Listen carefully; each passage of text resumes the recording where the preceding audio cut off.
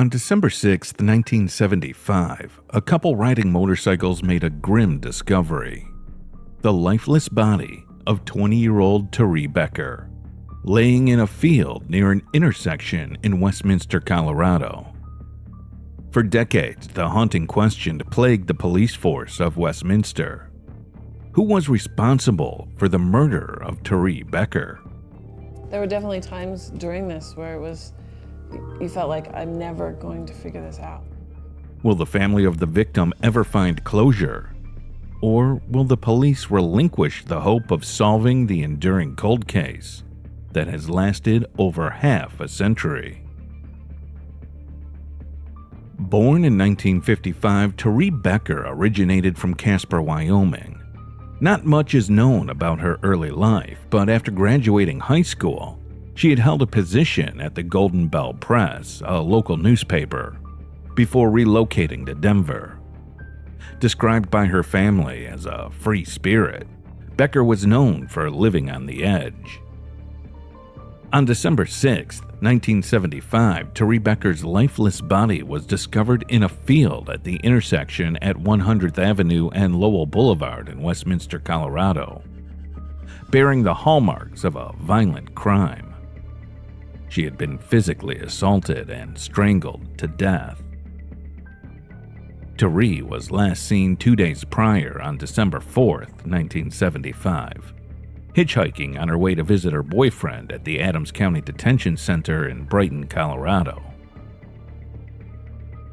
Chandra Thurston dedicated years as the lead detective in the pursuit of bringing justice to Teree. We assumed strangled, but we don't know for sure. She had just been dumped there, left there in the field. Over time, suspects are looked at, nothing's developed, leads are looked at. Teree Becker's clothing and belongings were discovered at the scene, and the autopsy revealed she had been assaulted and died from asphyxia. Over the decades, the cold case underwent multiple reviews, with various detectives, including A.C. Stutson, examining it. We were close so many times, and then we'd kind of slip away. In 2003, the Colorado Bureau of Investigations successfully extracted the DNA of an unidentified male found from the evidence collected from Becker's body. Despite entering the DNA profile into the nationwide Combined DNA Index System, or CODIS for short, no match was ever found. Despite concerted efforts from law enforcement, the case languished as a cold case, leaving Becker's family and the community haunted by unanswered questions, and casting doubt on the efficacy of solving such long-standing mysteries. While detectives and law enforcement continued to grapple with unanswered questions in the Becker case, the Las Vegas community was dealing with their own cold case that reflected the extent of human depravity with the murder of Sherrie Bridgewater. Sherrie was a vibrant woman with 2 children and her entire life ahead of her. Born on June 29, 1960, she was cherished by her parents and was raised basking in the warmth of a close-knit family in Las Vegas. In 1991, the Las Vegas community was shaken by the tragic discovery of the 31-year-old Sherrie Bridgewater's cold corpse. The callous nature of the crime, marked by signs of assault and strangulation, had left her family in a state of shock and seething to seek justice.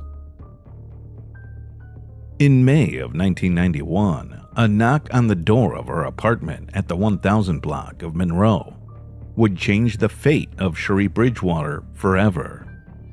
Little did the 31-year-old know that opening the door would lead her straight into the clutches of a predator who would snuff out her life. That day, the Metropolitan Police Department would receive a 911 call from the apartment, only to find Sherrie's lifeless body. There they made contact with 2 females, a friend and a relative of Sherrie Bridgewater, who had just found her deceased inside her apartment.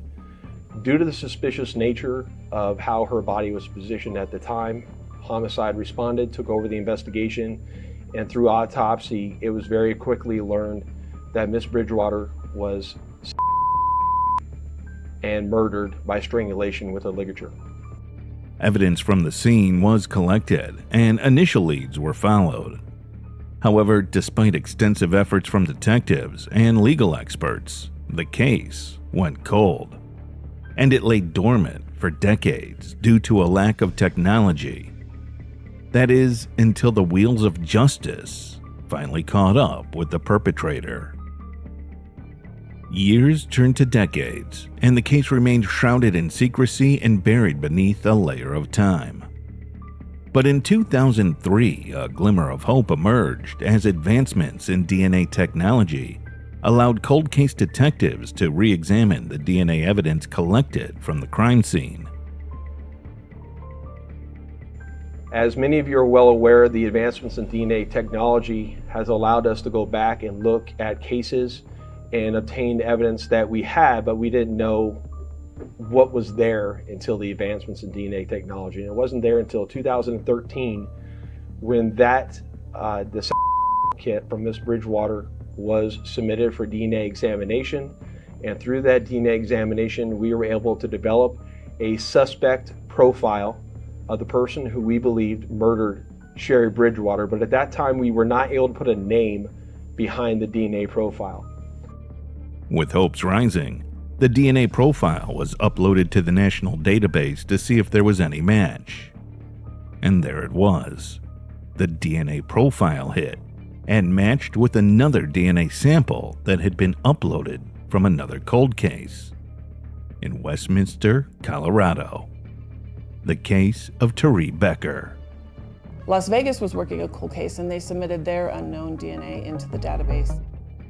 And it hit to our DNA. So we knew that the two cases were involved. The suspect was likely the same in both. Realizing that they potentially had the same perpetrator, the Las Vegas and Westminster police departments joined forces, determined to bring this monster to justice once and for all. Both agencies had the same suspect profile, but at that time there was not the technology available to us to actually identify who the suspect profile was unless somehow we were able to obtain DNA from that suspect. In a race against time, the investigators turned to cutting-edge forensic genealogy techniques as they slowly advanced even further. Piece by piece, the genetic puzzle began to take shape. And in 2022, a name would be revealed that would finally shed light on the ruthless killer, Thomas Martin Elliott. In 2022, almost 4 years later, we were eventually able to identify our suspect as Thomas Martin Elliott, who you'll see here to my left. Through our investigation and their investigation, we were able to place Mr. Elliott in Colorado at the time of the murder of Teree Becker in Westminster, Colorado, and we are also able to place him in Las Vegas in 1991 at the time of the murder of Sherrie Bridgewater. Thomas Martin Elliott was a name that was shrouded in mystery, murmured in quiet tones, a mysterious figure lurking in the shadows, whose actions brought darkness to the lives of those he targeted. Born into obscurity on January 4th, 1949 in Tulsa, Oklahoma, to parents John and Mary Elliott, Thomas Martin Elliott seemed like an ordinary man, at least on the surface. But beneath his unassuming exterior lurked a dark and twisted psyche, one that would drive him to commit unspeakable acts of violence. Elliott's criminal history painted a disturbing picture, with a series of offenses stretching back to 1975. From burglary charges in Colorado to a sickening girl in Carson City, Nevada, his depravity knew no bounds. It was during this period of incarceration for the that Elliott's twisted fantasies festered, fueling his desire for power and control over innocent lives. When he was finally released on parole in 1991, the monster within him was unleashed, leading to the murder of Sherrie Bridgewater, whom Elliott met at an Alcoholics Anonymous meeting. However, how Elliott ever encountered Teree still remains a mystery. He commits a very serious offense against a and is sent back to prison for life, but with the possibility of parole. Gets out 10 years later, commits the homicide in Vegas, and then about 5 months later, he kills himself in a parking lot. Elliott took his own life in November of 1991, mere months after Sherrie's murder. He was pronounced dead from a self-inflicted gunshot wound in Las Vegas and buried at a local cemetery. While his death seemed to put an end to the pursuit of justice, the investigators refused to give up. With the help of the Vegas Justice League, they secured funding to exhume Elliott's remains in October of 2023, a crucial step in obtaining the DNA evidence they needed to close the cases once and for all. The DNA evidence obtained from Elliott's exhumed remains provided irrefutable proof that he was indeed the perpetrator behind the murders of Sherrie Bridgewater and Teree Becker. We were able to solve a cold case. We were on the backside able to provide two different families, in this case, closure. The Colorado Bureau of Investigation and Bode Technology worked tirelessly to analyze the DNA samples, ultimately confirming a 100% match to the evidence from both crime scenes. The culmination of over 3 decades of tireless investigation had finally paid off, albeit without the satisfaction of seeing justice served in a courtroom. There's a lot of relief. There's also the fact that I hope that she knows, or that she thinks that, we didn't give up on her, that we worked until we were able to find justice, even if it is this way, without being able to prosecute someone, but to find justice for her and to know that that she mattered and that we always cared about her. David Becker, the sole surviving family member of Teree, had expressed his gratitude for the relentless work of the officials. I just really applaud the Westminster Police Department. I mean, it's just hard to believe after 45 years that DNA can match and bring closure, which I'm grateful for. Just knowing that that person's not out there taking away some other sibling's life for someone else, to me, there's comfort in that. While the families of Sherrie Bridgewater and Teree Becker would never get the opportunity to confront their loved one's killer face to face, the identification of Thomas Martin Elliott brought a sense of closure that had eluded them for far too long.